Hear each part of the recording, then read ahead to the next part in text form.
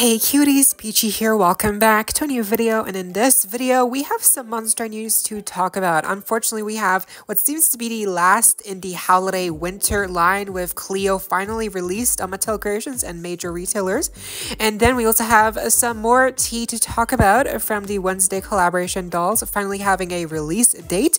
The G1 canon of Toralei and Clawdeen being a couple now apparently being broken up again, and more, so stay tuned, subscribe, and let's get into it. Okay, yes, so the HOWLIDAY winter dolls have been cancelled. Not the HOWLIDAY line itself, just the subline of the winter HOWLIDAY dolls has been cancelled, or at the very least shelved until further notice. It seems like this collection for Mattel, it has been completed with the addition of Cleo, but let's first get into Cleo herself. So here's Cleo. The packaging is basically the exact same shape and design as with the previous releases for Clawdeen and Laura. I do like how the packaging remains the same. It does make it look like it makes it look like a collection more, because they're all uniform with the same exact packaging.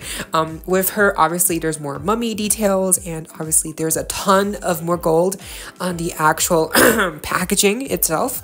I do feel like the gold is like a little bit overwhelming. Like, I see what they were going for, but like still it's a little bit much. And then with the actual doll, she includes a stand with the skeleton base, which does seem to be one of the less favorable Monster High doll stands for a lot of people. So yeah, she does have that stand, but I do feel like with the skirt piece that she has on, it does make sense for her stand to be the waist type. Like, it goes under her thighs and it doesn't actually clasp around her waist. So I feel like that makes more sense, because that way you don't see the stand going up the skirt. It's more subtle, I guess. I don't know. It's just a different way of displaying, I guess. But yeah, the actual doll, we remember, I think I talked about her leak when she, you know, the prototype leaked or whatever, like a while ago. I feel like we saw her leak a long time ago. It's been a hot second for sure, but so yeah, it's kind of insane that and it's been so long, and now we finally have her official release. So yeah, she's also, by the way, she's $45 US. She should be available on all major retailers online at the very least, just like with, you know, previous HOWLIDAY dolls. And she's not Mattel Creations exclusive.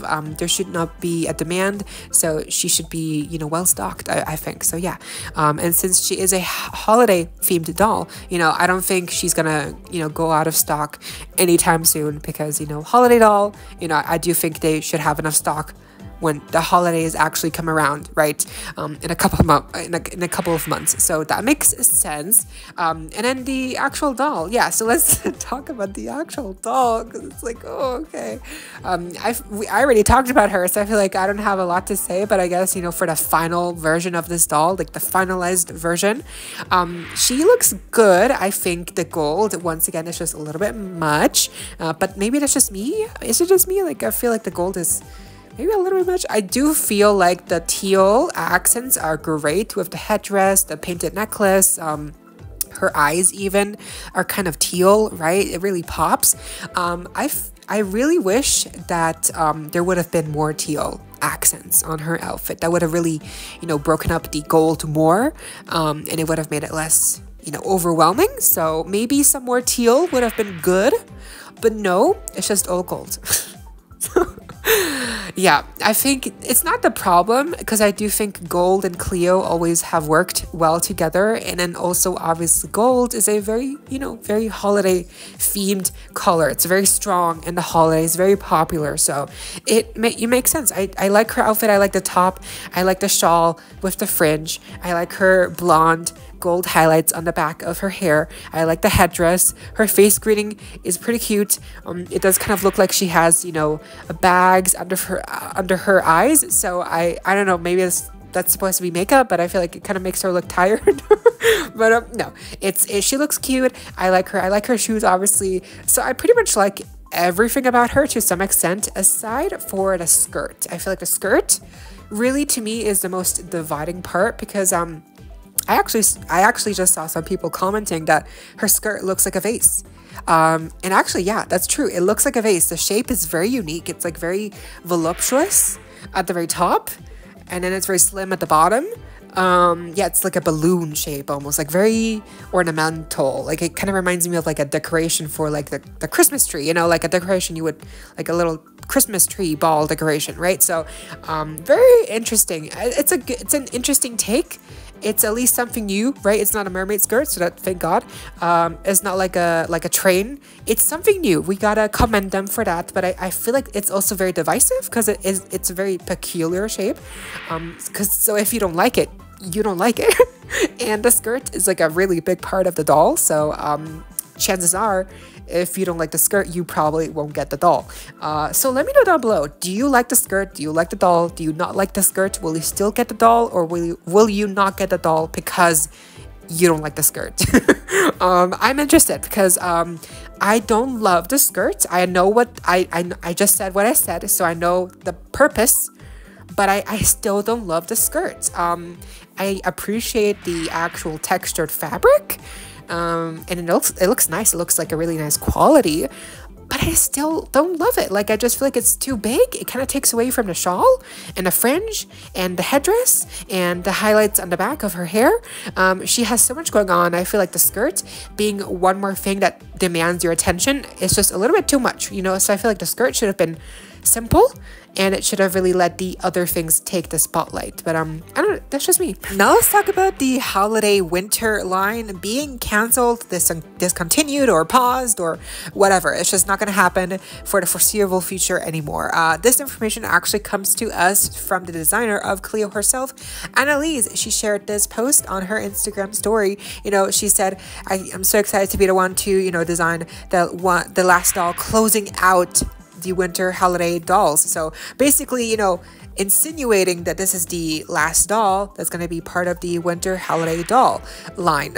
So, but this does not confirm that there's not going to be any other winter themed dolls in the holiday line ever again. Like, I'm pretty sure we'll get one sooner or later again. I just think Mattel, you know, saw the sales for Clawdeen last year.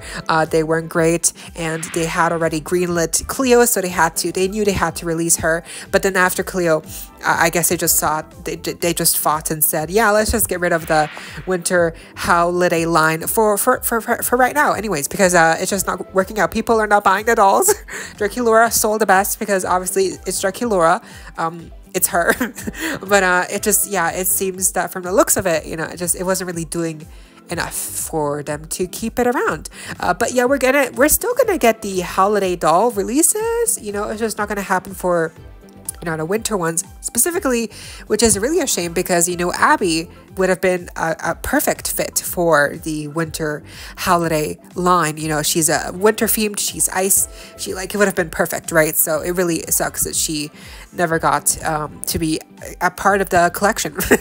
Maybe she would have, you know, eventually, I think, and maybe she will be again one day. Who knows what will happen, right? So never say never for sure, but for at least right now, for the next couple of years, probably not, which really sucks because I feel like, again, there could have been so many interesting ideas for winter holiday dolls with characters, you know, Twyla, Rebecca, you know, Venus in a winter themed gown. Like, come on, that would have been so interesting. But I guess not. We'll never know. We'll never know, at least for now. Who is your favorite from the winter holiday line? Again, there's only 3 dolls to choose from: Draculaura, Clawdeen, and Cleo.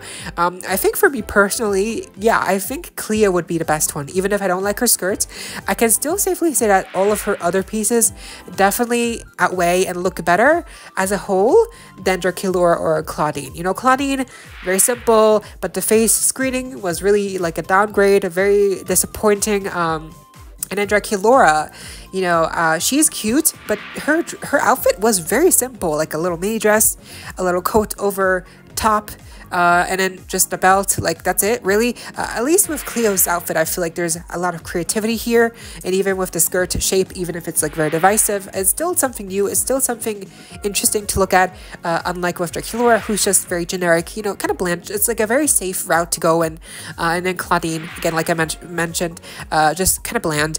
And Cleo, actually, I think she looks the best. So yeah, surprisingly. Now, moving on, we also finally have an official release date here for the Wednesday Monster High fashion pack, which we haven't seen being revealed yet. It's going to come out later in August, the 21st, and the price point, I'm not sure, probably like around 20 bucks, because it's like, I think it's two fashion pieces, two outfits for Enid and Wednesday respectively. I don't think it's just like one outfit. I think it's two outfits, right? So I don't know. I'm not sure.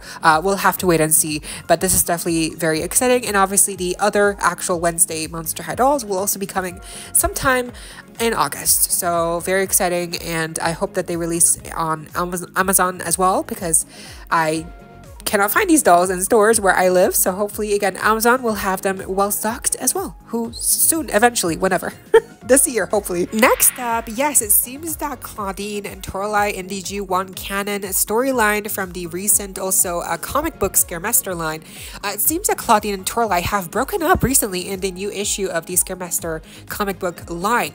What happened? I'm not sure, but here on the little eye coffin that Clawdeen is holding, you can see the text messages that she has sent Toralei, and that apparently something happened over the summer and she kind of like ghosted Clawdeen. So yeah, very disappointing. You know, it kind of makes me feel like, you know, maybe this whole Clawdeen and Toralei ploy was really just for Pride Month, and now that it's over, they're broken up. So hopefully that's not the case, because that will be really ingenuous, like disingenuous. I mean, it would obviously be really fake and obviously just really mean.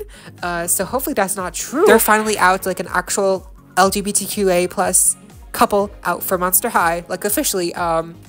It's important. So, and obviously Spelden and Kieran Valentine, also very important. But so it would just really be awful if this was actually just, you know, purposefully done just for, you know, marketing purposes for Pride Month. So hopefully that's not the case, and maybe they will get back together.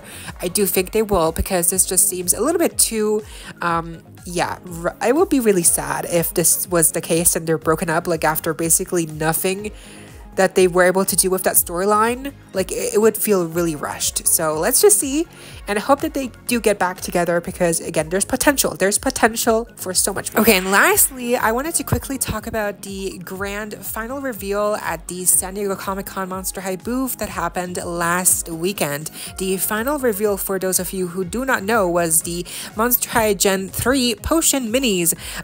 That's it. I know. It was so anticlimactic, like seriously.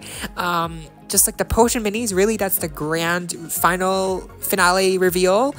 So yeah, I definitely feel like that was just really awful. Like, and even if the reveals were supposed to act as an introduction for people who are otherwise not really familiar with, you know, new Monster High releases, which seems to be the case, because not everyone who went to Comic-Con was familiar with the brand or with releases. So I understand that they were trying to push the Playland budget dolls onto people who would just pass by and see the releases and be like, oh, and you know, that's how you get people interested. That's how they get sales.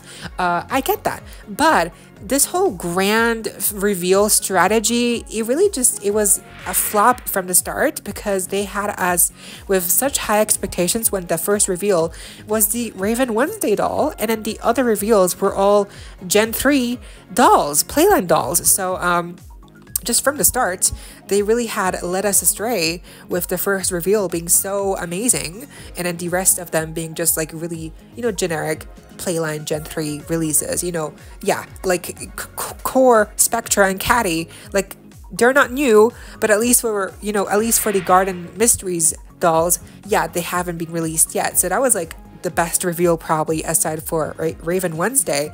But then the potion minis, who have been released for like quite a couple of months now, for that to be the final reveal, like why, how? I don't know. It just to me, it feels like really a slap in the face for anyone who was excited for, you know, G1 alumni reveals that San Diego Comic-Con. So, but what do you think? Because I feel like definitely it was a little bit disappointing, the whole reveal thing for Monster High. Anyway, that was the video. Sorry if I sounded awful or nasally. My allergies are acting up and are not my friend. So, but yeah, that was the video. I hope you all enjoyed. Leave a like, share, comment, subscribe, hit the notification bell, and consider becoming a member today to support the channel if you're able to. And of course, so you don't miss out when I post more content like this coming your way and keeping you up to date with all the adulty you love. Stay safe, be kind. I hope to see you next time. Stay peachy. Kisses.